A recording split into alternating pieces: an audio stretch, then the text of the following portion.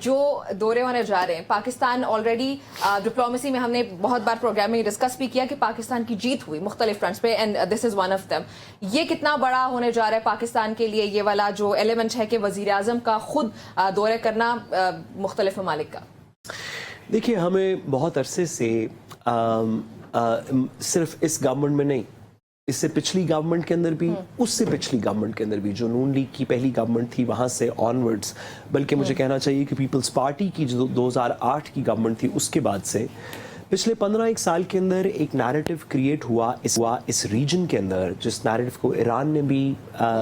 تقویت دی، جس کو افغانستان نے بھی تقویت دی، آذربائیجان وغیرہ نے بھی دی، اور خاص طور پہ جس کا چین سپانسر رہا کہ سینٹرل ایشیا کے اندر، سینٹرل ایشیا سے لے کے پاکستان کے بارڈر تک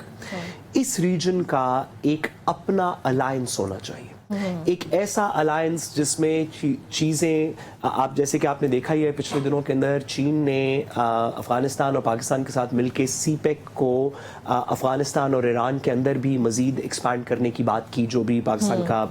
ہمارے فارن منسٹر صاحب کا دورہ تھا، چین کا فارن منسٹر کا دورہ تھا، اس کے اندر یہ بات کی گئی. ہمیں یہاں پہ ایک ریجنل الائنس بنانا چاہیے پاکستان کو، خاص طور پہ ٹریڈ الائنس، ملٹری الائنس کی بات نہیں ہو رہی، ٹریڈ الائنس، کہ پاکستان سے سینٹرل ایشیا کا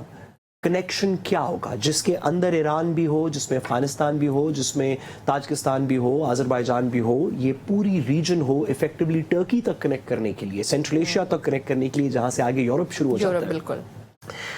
یہاں پہ کوئی باہمی اقتصادی کا کوئی طریقہ ہونا چاہیے. اسی کی ایک کڑی تھی، میں نے کہا کہ 2008 سے آنورڈز والا پروجیکٹ آن اینڈ آف چل رہا ہے، اسی کی ایک کڑی تھی، آپ کو یاد ہوگا، جس کو تاپی کہتے ہیں، جو Turkmenistan, Afghanistan, Pakistan pipe line تھی گیس کی، آئل کی. اسی کے اندر ہم نے ایران کے ساتھ ایک آئل ریلیٹڈ ٹرانزیکشن کیا کہ اس ریجن کے اندر پائپ لائنز بچھیں گی. اسی کے اندر ہماری سی پیک کے روٹس جو پاکستان کے اندر سے گزرتے ہیں انہیں کو افغانستان سے آگے سینٹرل ایشیا تک لے کے جانے کی بات ہے. بڑی اچھی بات ہے کہ اس ریجن کا کوئی اکٹھ ہو، ایک ایسا الائنس ہو جس میں